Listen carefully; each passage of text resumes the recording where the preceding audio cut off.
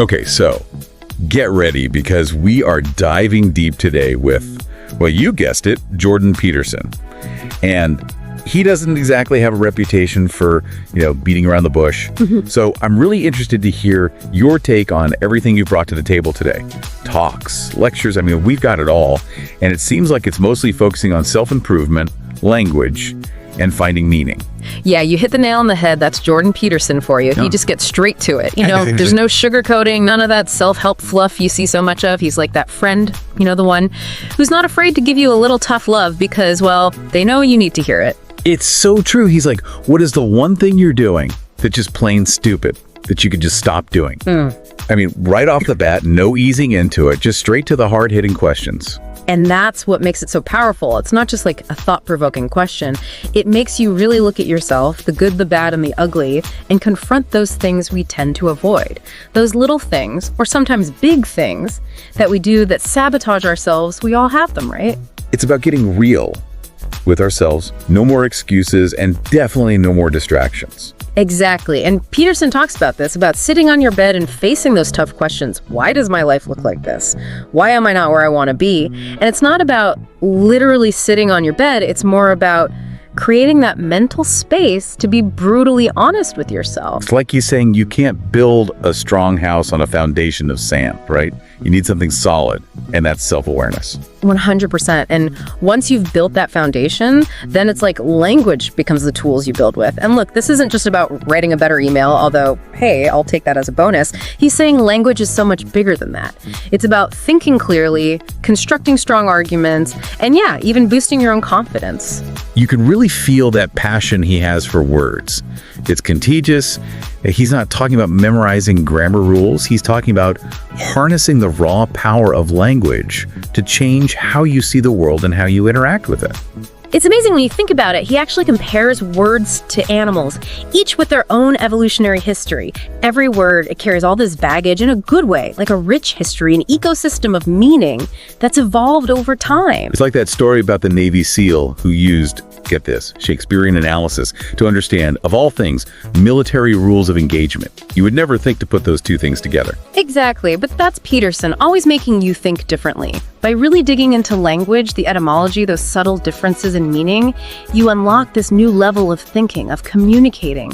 It's a level of mastery most people honestly don't even realize is possible. Okay, so imagine yourself walking into a high-stakes negotiation, maybe a tense meeting, or even just a casual conversation.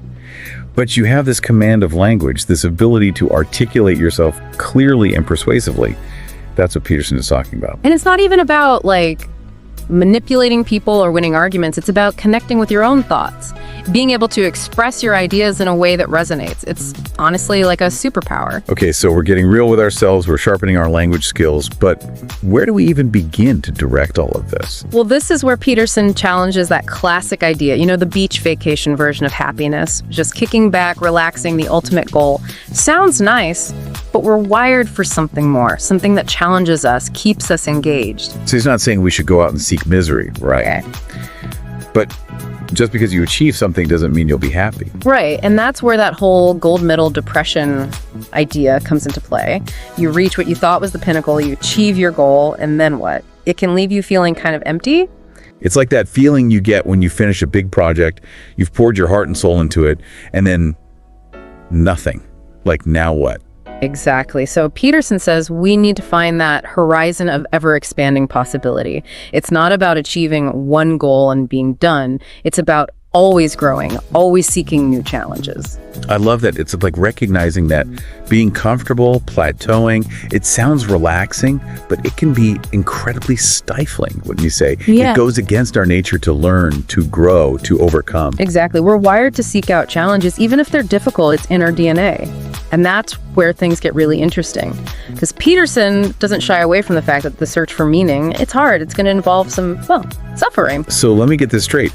He's not advocating for actively seeking out pain, but he's also not afraid to say that growth often comes with discomfort, with uncertainty. That's it. And that's where his emphasis on honesty, no matter the cost, comes in. He really believes in aligning your actions with your beliefs, even when it's tough. So it's about taking control of your life, even with all the messiness and complications that come with it.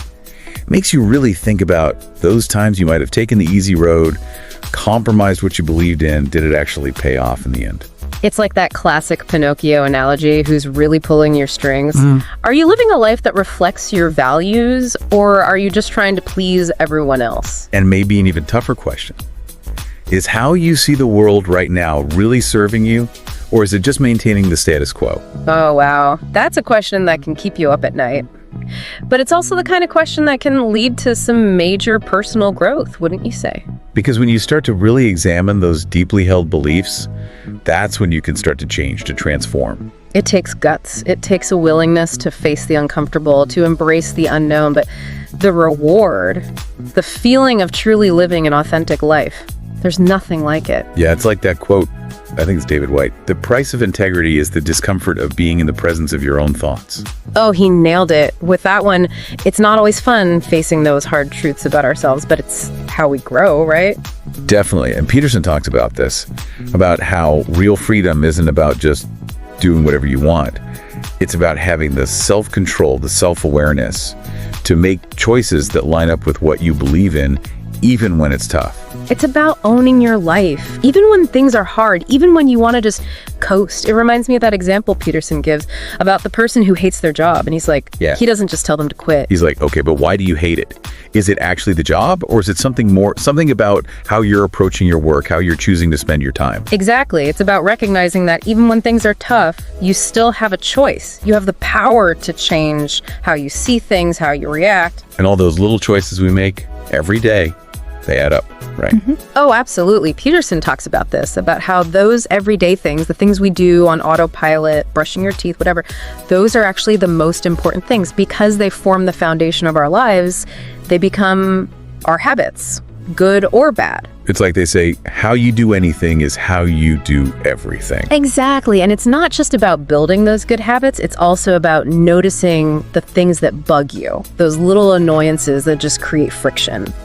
And then actually doing something about them, not just letting them slide. Yes. Because even small changes, they create this momentum, you start seeing those little improvements, and it gives you the confidence to tackle the bigger things. It's about playing the long game, not looking for a quick fix. 100%. It's about consistency, putting in the work day after day. So we've covered a lot of ground: self-awareness, language, aligning your actions with your values. It's a lot to take in. It is. It's a lot to unpack, and this is where I think Peterson's emphasis on reading is so important. He's always pushing people to engage with new ideas, to get outside their comfort zones, and he really believes in the power of books to do that. And he even says reading something you disagree with that can be just as valuable. It makes you think critically. It forces you to articulate your own beliefs. It's like he's saying, don't just stay in your bubble, right? Exactly. Get out there, find different perspectives, even, or maybe especially, the ones that make you uncomfortable. Because that's how we learn. That's how we grow. Think of it like exercise. The more you challenge your mind, the stronger it becomes. And it's not just about getting smarter. Peterson would say it's about becoming more effective in all areas of life, right? Absolutely, because when you can communicate your ideas clearly, you're more likely to achieve your goals, build strong relationships, make a real difference. So it's about more than just reading. It's about actively thinking about what you're reading, engaging with the material. Exactly. And Peterson sees that as a crucial skill for navigating life's complexities, for creating a life that's truly meaningful. It's like he's saying your words have power. They can shape your reality. Absolutely. And that's why he puts so much emphasis on using language carefully, thoughtfully, with an awareness of its impact. So, to recap, we've talked about self-knowledge, taking responsibility, aligning your actions with your values, and using language as a tool for growth. It's clear that Peterson sees all of these things as connected, as essential elements of a meaningful life. And that's really what it's all about, right? Recognizing that you have the power to create the life you want. But it's not going to be easy. Right. It's going to take work, it's going to take discipline, and it's going to require facing those uncomfortable truths about yourself. But it's a journey worth taking because ultimately it's about becoming the best version of yourself. It's like we have the power to write our own stories, to decide what kind of mark we want to leave on the world. And like any good story, there are going to be ups and downs, right? Peterson definitely wouldn't shy away from that. It's like you have to acknowledge the darkness to really appreciate the light. Exactly, and that's where his whole idea of the shadow self comes in. And he's not talking about something mystical here. It's more about those parts of ourselves we tend to hide. Those impulses, those tendencies, we all have them. The things we don't want to admit to. Stuff we try to pretend isn't there. Right, but Peterson would say you can't just ignore those parts of yourself. You have to integrate them, understand them, learn to deal with them. Otherwise, they're just going to keep popping up when you least expect it. Exactly, and that whole process of integrating those shadow parts, it can be tough. It means facing some uncomfortable truths about who you are. And that takes courage. I mean, Peterson always talks about how life is suffering, but it's not about just accepting misery, right? No, it's about recognizing that those tough experiences, those struggles, they shape us. They make us who we are. It's like that Nietzsche quote, what doesn't kill you makes you stronger. Yes. And I think Peterson would add to that, it's not just about being stronger, it's about being wiser, more compassionate, more understanding of ourselves and the world. So, after all of this, where do we even begin? What's the takeaway for someone who's been listening to all of this, all these Petersonian ideas? I think the biggest takeaway is the importance of taking action. Peterson gives us this framework, this way of thinking about self-improvement, about finding meaning. But we have to actually do something with it. He's given us the tools, but we have to build the house. Exactly. And that takes work, it takes dedication, and yeah, it takes a willingness to get uncomfortable, to push yourself. To become the authors of our own lives, writing a story that's real, that's honest, and that truly reflects who we are, even the messy parts. Well said. And remember, what does Peterson always say? Read something that makes you uncomfortable today. Challenge those assumptions. Keep learning, keep growing. That's what it's all about.